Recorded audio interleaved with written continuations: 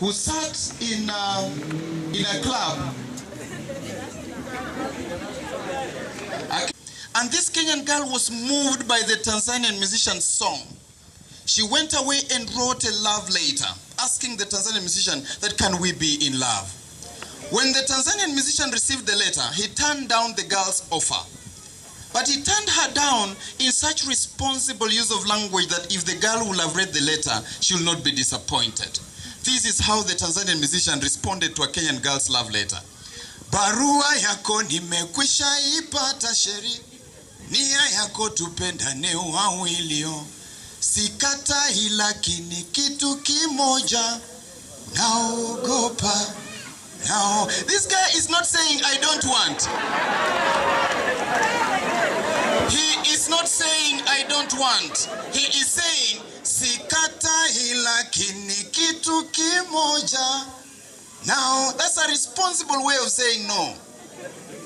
And he goes ahead to give us reasons as to why anaogopa. Reason number one, he says, wanao kupenda watanipata bumimi masikinio. That's a very valid reason.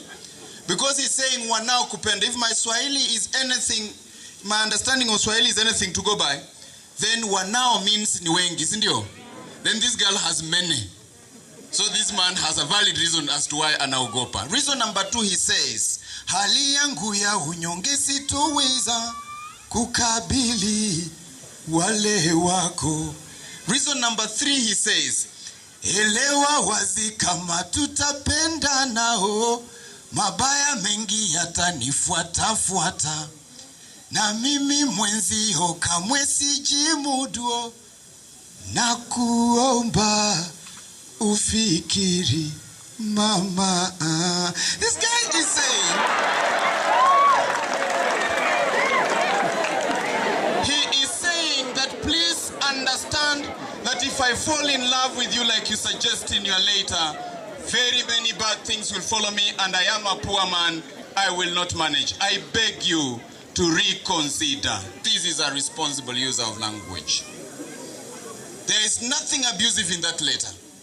He's turning down an offer, but look at how he uses language responsibly. If that girl will have received the letter, she will have still offered to share a cup of coffee with this guy without feeling offended. Are we together? A Kenyan musician who sings, his name is Hussein Machozi, and I want to share with you one of the stories in his songs. Hussein Machozi says in one of his songs that there was a beautiful girl he used to admire. He tells me in his song that he used to stand by the road each day and watch this girl pass. And Hussein Machozi will struggle to greet the girl. The girl will abuse him, and Hussein Machozi will go back to his house and pray. He stands by the road every morning, watches the girl pass. He will say habari yako, and the girl will say kwenda huko, and Hussein Machozi will run back to his house and plead with the creator of the universe. One day he had a knock on his door. And when he went to open the door, to his pleasant surprise, it was that girl. He left the girl by the door, rushed to the bedroom, and thanked the Father above for answering his prayers. When he came back to invite the girl in the house, the girl said, I will not sit in the sitting room. I want to sit in your bedroom. Hussein Machozi again thanked the creator of the universe. When they got to the bedroom, the girl said, I will not sit on a chair, neither will I sit on a stool. I want to sit on your bed. Hussein Machozi, for the third time, thanked the Father above for answering his prayers. Then he asked the girl, which soda will you take? And the girl said, Fanta Orange. And he took off to the shop to go and bring Fanta Orange. He came back armed with a Fanta Orange and a stony for himself. When he got into his house, he peeped in the bedroom and discovered that the girl was lying in bed in a suggestive position. Hussein Machozi, from where he stood, he could see all the girl's clothes on the floor. So he said, soda can wait. He took back soda to the sitting room. When he came back to the bedroom and equally undressed to join the girl, he realized that the girl was lying in bed, dry, dead. Hussein Machozi asks in his song, who will believe that I am not a murderer? Who will believe that I did not kill her? The girl is not just in my house, she is in my bedroom. She's not just in my bedroom, she is in my bed. She's not just in my bed, she is lying in a suggestive position. not just lying in a suggestive position. She is naked. She is not just naked. She is dead. When you listen to that song, you will realize that it's a complete script with dramatic twists. As you are thinking this will happen, this happens. What comes to your mind at that point is you are thinking of a creative resolution to get Hussein Machozi out of the complication he has found himself in. True or false?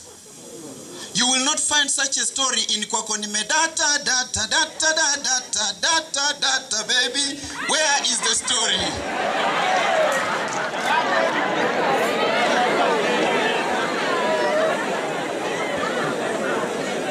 That if I was asked,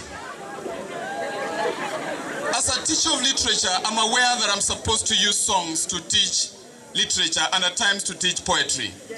But my hands are tied because the students today, the songs they identify with are not poetic.